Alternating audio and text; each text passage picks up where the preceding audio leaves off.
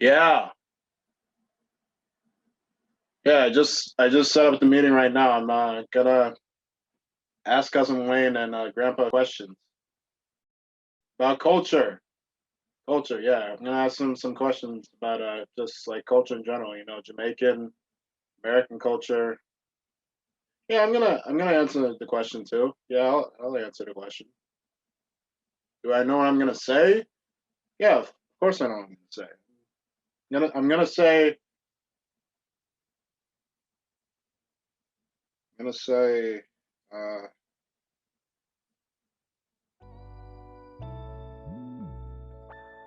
Growing up, I never realized the certain things that I guess were common in Jamaican culture. Like my mom was strict, always making sure my sister and I behaved wherever we were, and education was a top priority in our house. Those things I just figured were the norm, especially considering my first primary school was filled with kids from Caribbean backgrounds, and we more or less were accustomed and knew about the same things. That normalcy really stuck, and I didn't question it too much. Then I started high school, which was way bigger and much more diverse. The great thing was that the school I went to, in my class at least, had a lot of kids from Jamaican and Caribbean families. So again, I felt that sort of comfort being around people that I can relate to. But in some ways, I felt like a fish out of water again, because I knew some things that I didn't know and were hard on me for it sometimes. So I guess you could say that the American side of me was really instilled by that point. So I was a bit uncultured.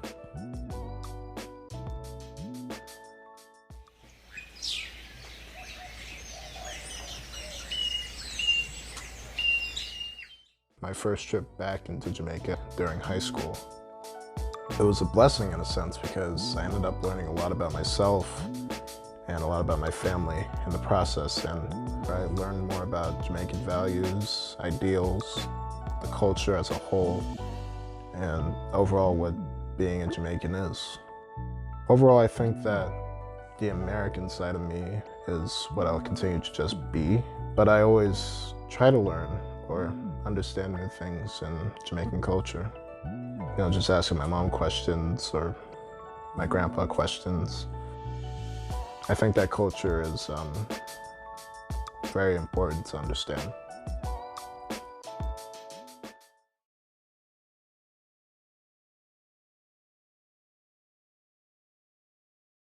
Cuz, are you there? Cousin Wayne, are you there? Yeah. I'm here. I'm here. You can hear me? Yeah, we can hear you. We can hear you. Oh, okay. Oh, yeah. Ah, there you are. I have one question for you and for Grandpa.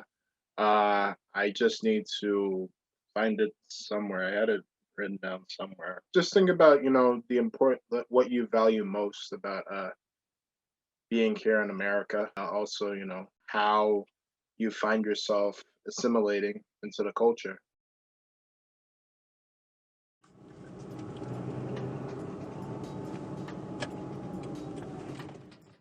But one of the greatest things in New York City classrooms, brother, is one of the greatest melting pot simulation spots in the world. You can have children from several different nations at any given time inside your classroom. Every little ethnic group have their accents and things like that, and everybody just live with it in New York. Espinal, one of my biggest stars, he was the best man at my wedding here in New York a few years back. He was once my 7th grade student. He's planning to run for mayor now. He was the one that gave me a chance to sit down with the present mayor, Bill de Blasio, and have beer and eat bagel and drink coffee and watch the Jets game. One of my former students has risen so high in New York politics that, so it make you feel like you have done what you're supposed to do in terms of affecting young people's lives.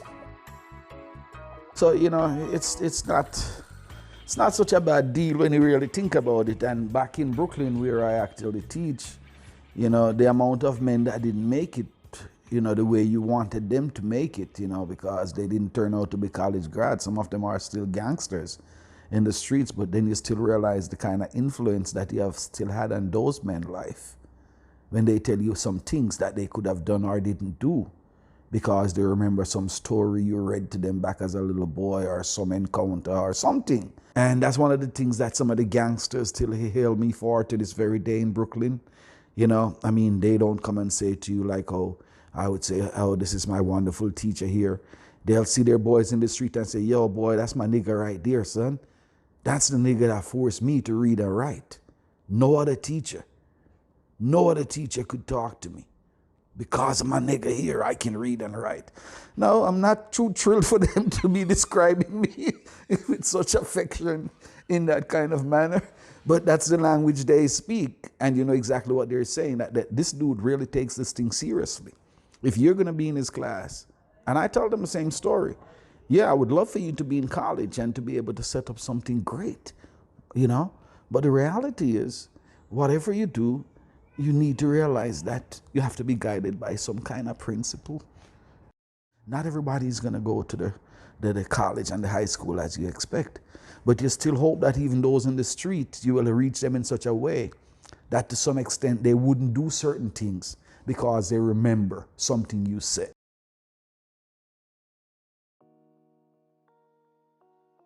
You know, ever since you set foot in America, you realize that, okay, it's a great country. But then for the first time, because if you even come from the Caribbean, it's majority of whoever you are that lives where you are. When you come to America, it's a very big shift. You're now for the first time in a society that's dominated by whites. And then you realize that there is some hierarchical structure where these people believe that they, by some kind of divinity, they were born better than us. They're superior to us. And at 21 or any age, but when you walk into a new society and realize that that's a very, very distinct part of their culture, this racism piece, it definitely makes you resentful of the fabric of this racism that's lined in their society that they just, you know, I mean, I was watching the trial of George Floyd, killer this morning on television, the police officer.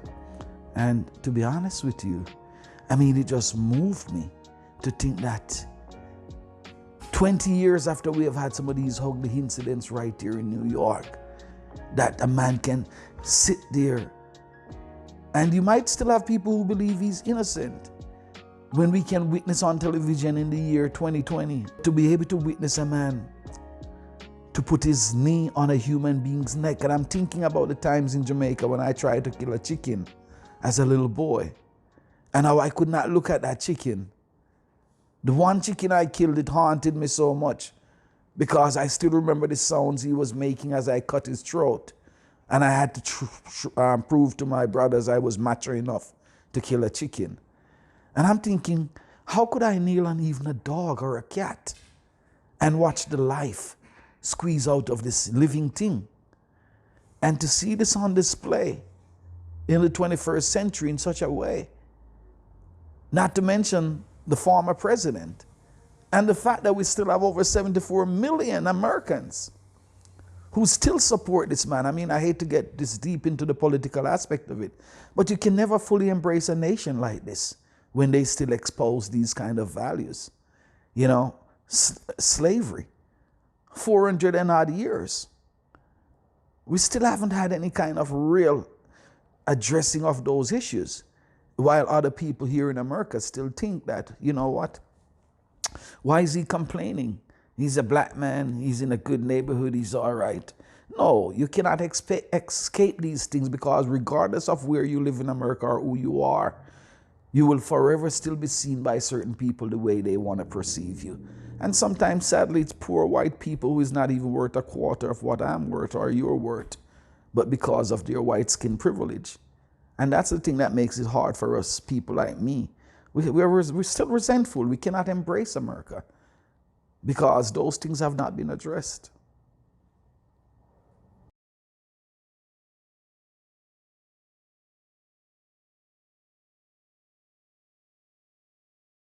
Hey, Grandpa.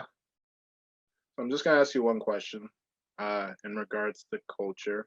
Think back to the times that you just came to the country and the experiences that you've had like back then. Then I'll ask you that question.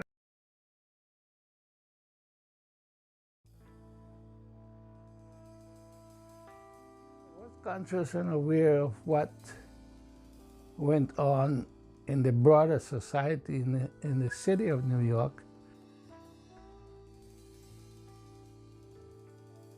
I was at first intimidated by the prevalence of crime and the prevalence of violence. I was not intimidated in any way.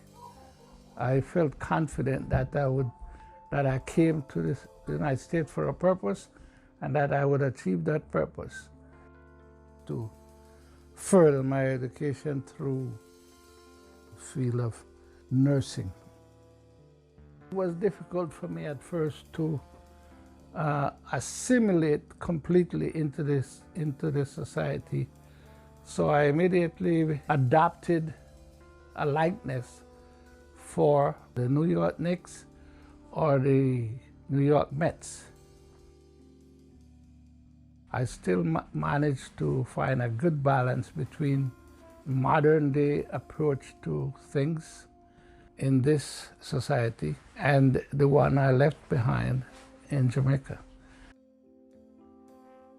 All along the way I was guided by the principles that was bestowed on me by my parents. They were basically to be honest in everything I do, to be the best at anything I do, to have respect for others, and to better myself by every opportunity I get. There is no doubt that for a period of time you felt lost in a new society. I longed for some of the lifestyles and some of the experiences that I had left behind.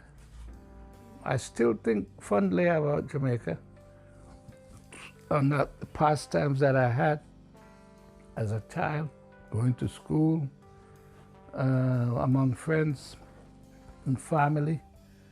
But in terms of whether or not I had regrets about leaving that society to the United States, I have none.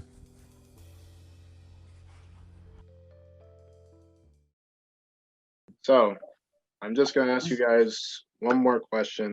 What are 3 things that you think are very important that people should know about your culture?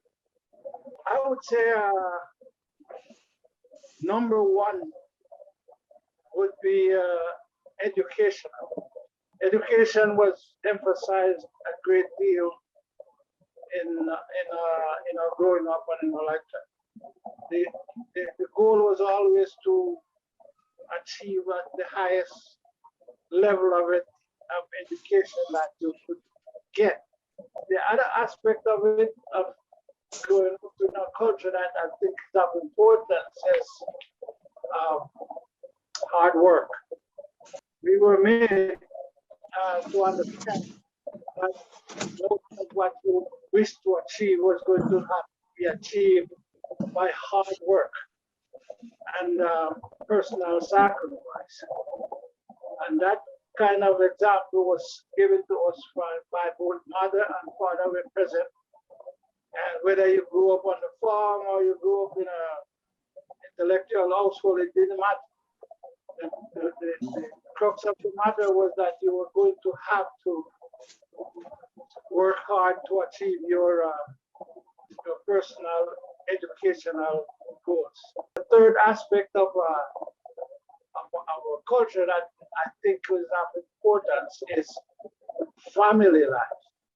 We, each and every one of us, grew up knowing that regardless of what was happening personally between family members, in the end, it would be resolved by a conference of elders who would get together and decide how to resolve differences that might arise between brothers and sisters or uncles and aunts or whatever. So the importance of keeping family together and family unity was always emphasized, and that carried over into our present day living today. I have to agree with Uncle and the values that he put forward there, especially the education piece, because that was always probably number one. We had a lot of really guys that people counted out that rose up and kind of inspire, the us generation, so to speak, men like your grandfather, we see pictures of those guys with graduation gowns and cap and gowns inside of our living room since we're little kids. But that's one thing I was certain of. Every family expect their children, regardless of whatever your circumstances is, to be better off than your parents. Another one of the things too is the religion. You will find that a lot of people, even the bodies of man, my brother Robert said back in them cop days, police days of Jamaica, when they go pick up 3 men that were wanted for the murder of a police officer.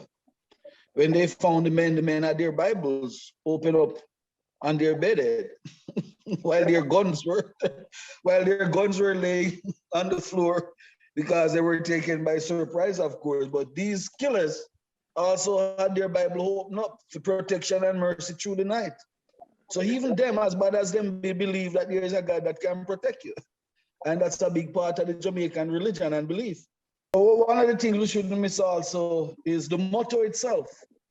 Jamaica is a very loving nation. This thing out of many one is a true Jamaican thing. Yes, Andy, and the next thing also, brother, again, men like you got to keep the flag flying, like we say, They look to your generation to take it to the next level. I mean, the world is still at your fingertip, And that's the great thing about America. You have to have no great connection. Just be willing to work hard. One thing that the me generation have to remember is the term that is being kicked around so frequently these days, that this is the 21st century. You're supposed to work smarter, not harder. Yes, sir. Yes.